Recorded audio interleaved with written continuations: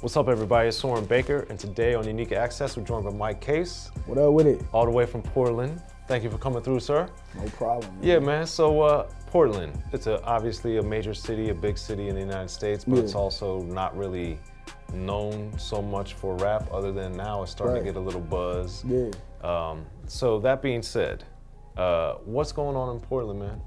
Man, the local scene is I feel like it's stronger than it's ever been. It's a lot of quality coming out of there. Not just rappers, but like videographers and photographers. And the scene is nurturing some great talent, man. It's the local scene is strong because we throw a lot of local shows where we don't really bring in a main act. We pack it out with local rappers, and that's what's making it real strong out there, man. Yeah, so there's so much variety in everything too. Yeah, I was gonna say Cool Nuts obviously is pioneer the there. OG, man. Bosco. Yeah, Bosco, Versatile from the Lifesavers. Yeah. So there's a lot of things, and with Cool Nuts and Bosco in particular, they have, I mean, they're very diverse in what they've done throughout their careers, but they also kind of lean more to the gangster rap side a little bit, I would say. And you're definitely not like that, at least the majority of your music. I talk about that stuff. It's not a glorification of it though. But it's also sonically, it's very different. Yeah. So for you, like how have you been able so far to kind of develop your sound and have something that's a little not typical from the West Coast, I would say? Man, it's just, so I started out writing about all the shit a lot of other people do, and I was good at it, but like at a certain point it was just empty for me, so I was just like, man, I need to just be myself. At a certain point I realized, man, it's only one of you. Right. And you don't stand out if you're trying to be like everybody else, so I just started telling my story. The more I got comfortable with my identity and who I was, and stronger in that, the better my music got. So speaking from the heart and speaking on real shit that was going on around me. And then what made you have that realization? Like, it's one thing to have it, but it's another thing. Because I started out, I actually, like, when I first started writing music, that's the type of stuff I wrote about. Music was like an escape for that, or like a way to get shit out of my mind that I could deal with on paper. And then in high school, like, you try to fit in and shit, so I just did like the club type of shit, and then I got out of a group then, and then went on by myself, and boom, man. Okay. And then I was still writing real shit all throughout that time, but that's not the stuff I was releasing. Right. Yeah, and it just got to what made you, when you started doing that, what did you find artistically that you were able to do that kind of helped you like make this breakthrough and start doing stuff more honest for yourself? Artistically, I just felt like myself, man, when I was writing the music. When I was writing more of the club shit, I felt like I was doing it for other people rather than myself.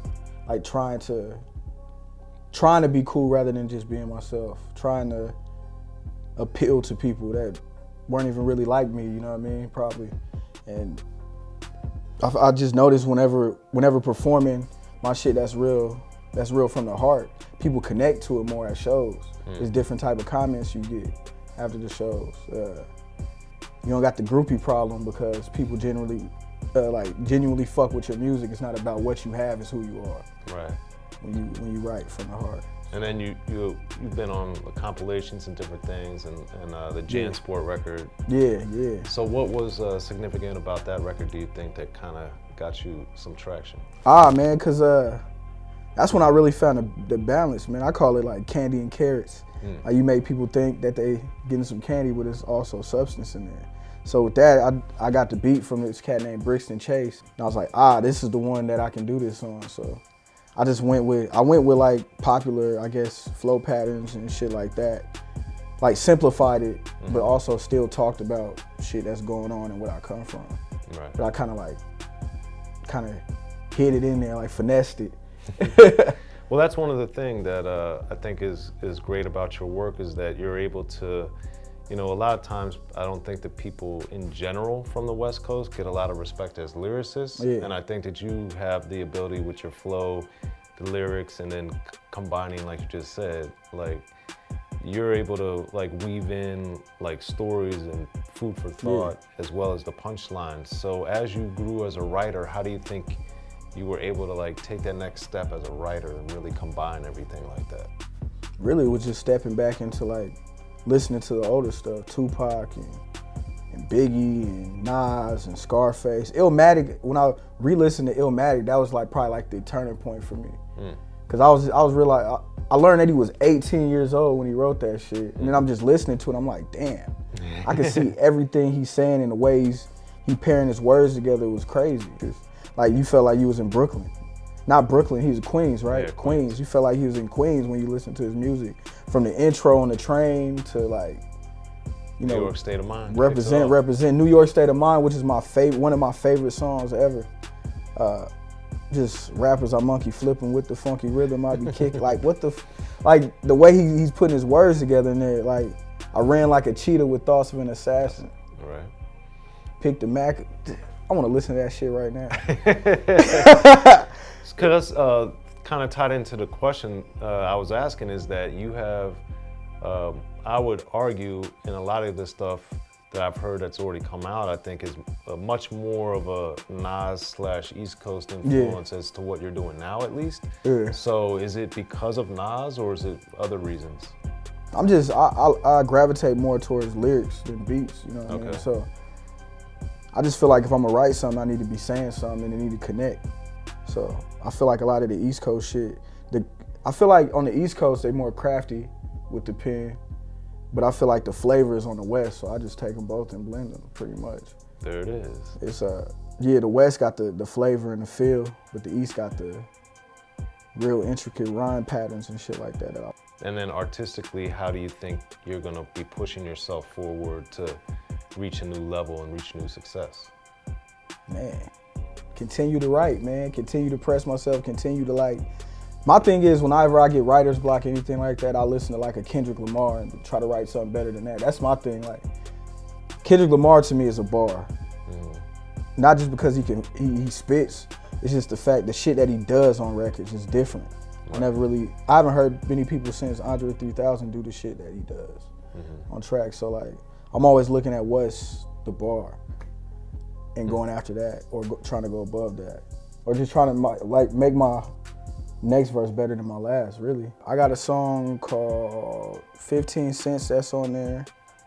I kind of flipped the hook from I Get Around, just another black man caught up in the mix trying to make $1 out of 15 cents. And I took that and then turned it in more into like a socially conscious record. And also, one that's big in the city right now is called Jumper Cables. It's featuring my homie Vinny Dwayne. We both from St. John's. That's a big one in the city right now. And I got this one called Black Pearls dedicated to black women. And you know, dealing with the social pressures of trying to be something other than what they're not to like be accepted. Okay. And what's the feel on the song? Is it like is it a soulful song, uplifting song, a fast song, slow song? The Black Pearls one? Yeah. It's uplifting, it's soulful, it's all three of those really, yeah. It's produced by Trox, Antonio Zier, and like, man, I could let you hear it later. Let's do it. But it's like, you get two-step to it. Okay. Yeah. Cool deal. And then like, ultimately, what are you trying to do artistically? Like, what's your goal? If everything went the right way for you, what's your goal? My whole goal is like, just touching people with the music, man. Opening up new perspectives for people that may not come from what I'm talking about. Just understanding, you know, getting people to ask, you know, deeper questions about situations and things, and just learning, really. Learning, motivating, and inspiring. Well, there it is. And pushing the bar lyrically, that's my thing. Cool, man. Well, there it is. Mike Caves coming through to Unique Access. Appreciate it coming through, man. Thanks, man. Yeah, it's a pleasure. Unique Access, Mike Caves.